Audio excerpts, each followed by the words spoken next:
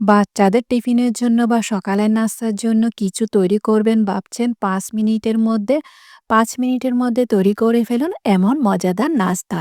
আসসালামু আলাইকুম everyone, welcome to Mehnaz moms kitchen. খুব কম উপকরণ ও ব্যস্ত সময়ে ৫ মিনিটে তৈরি করে নিতে পারেন এমন মজাদার নাস্তা। চলুন তাহলে তার জন্য লাগছে আমার ৩ পিস পাউরুটি। পাউরুটি স্লাইসের চারপাশের ব্রাউন অংশগুলো আমি কেটে বাদ দিয়ে দিয়েছি। ব্রাউন অংশগুলোকে আমরা ব্রেড ক্রাম্ব হিসেবে পরে ইউজ করতে পারবো। একটি ব্লেন্ডার জারে নিয়ে ব্রাউন অংশগুলোকে আপনি ব্রেড ক্রাম্ব করে রেখে দিতে পারেন। এখন পাউরুটির টুকরাগুলোকে আমি ৪ ভাগে ভাগ করে নিয়েছি। ৩ পিস পাউরুটির টুকরাগুলাকে আমি ৪ টি ভাগে ভাগ করে নিয়ে এভাবে টুকরা করে একপাশে রেখে দিয়েছি।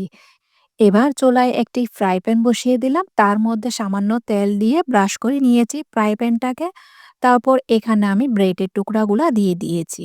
ব্রেডের টুকরাগুলাকে আমি হালকা ভেজে ব্রাউন করে তুলে নিব। চুলার আঁচ কিন্তু এ পর্যায়ে একদম লোতে রাখবেন। লোতে রেখে এই পাউরুটির টুকরাগুলাকে উল্টে পাল্টে আমি ভেজে নিয়েছি। পাউরুটির টুকরাগুলাকে একদম পুড়ে ফেলা যাবে না। হালকা একটু বাদামি হয়ে আসলে বা গোল্ডেন কালার হয়ে আসলে আমি এগুলাকে একটি প্লেটে উঠিয়ে রেখেছি।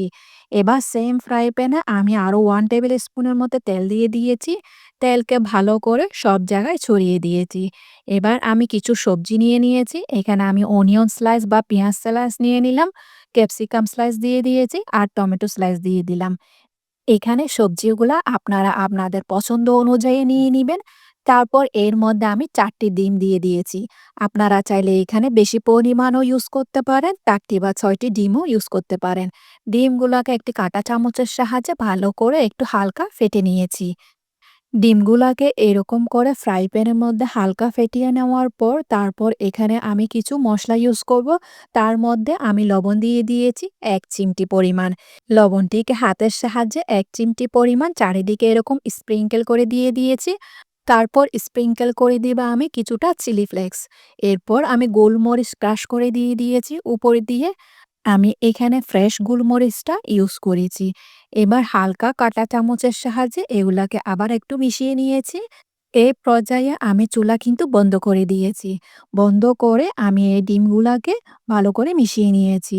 এমন সহজ নাস্তা যে কেউ সকালে ৫ মিনিটে তৈরি করে নিতে পারবেন। এখন ভেজে রাখা পাউরুটির টুকরাগুলা দিয়ে দিয়েছি। পাউরুটি স্লাইসের টুকরাগুলো দিয়ে দেওয়ার পর চুলাটা আমি জ্বালিয়ে দিব। চুলা জ্বালিয়ে দিয়ে এখন ডিমগুলো সেদ্ধ হওয়া পর্যন্ত অপেক্ষা করব। চুলার আঁচ কিন্তু লোতে রাখবেন যেন নিচের তলানিতে লেগে না যায়। ঢাকনা উঠিয়ে দেখব উপর দিয়ে ডিম পুরোপুরি সেদ্ধ হয়ে গিয়েছে।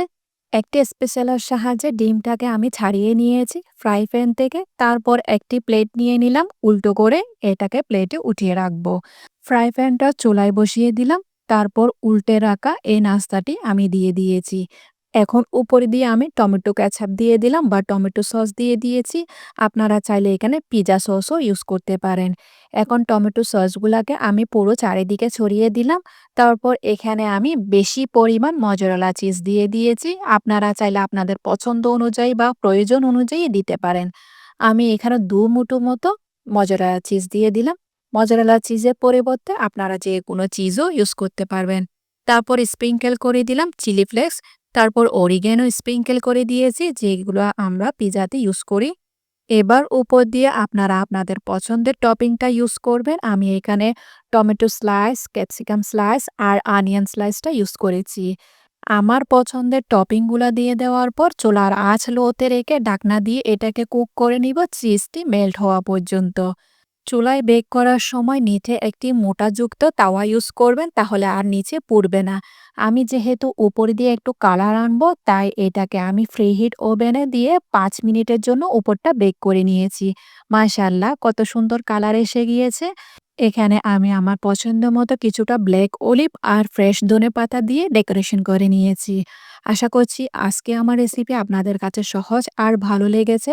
যদি ভালো লেগে থাকে তাহলে ফ্রেন্ডস এন্ড ফ্যামিলির সাথে অবশ্যই শেয়ার করবেন। সকালে বা বাচ্চাদের টিফিনের জন্য এমন একটি হেলদি নাস্তা গরম গরম হলে আর মন্দ হয় না। আজকে তাহলে এ পর্যন্ত, দেখা হচ্ছে নতুন আরেকটি রেসিপি নিয়ে। সে পর্যন্ত ভালো থাকবেন, সুস্থ থাকবেন, আমার জন্য দোয়া করবেন।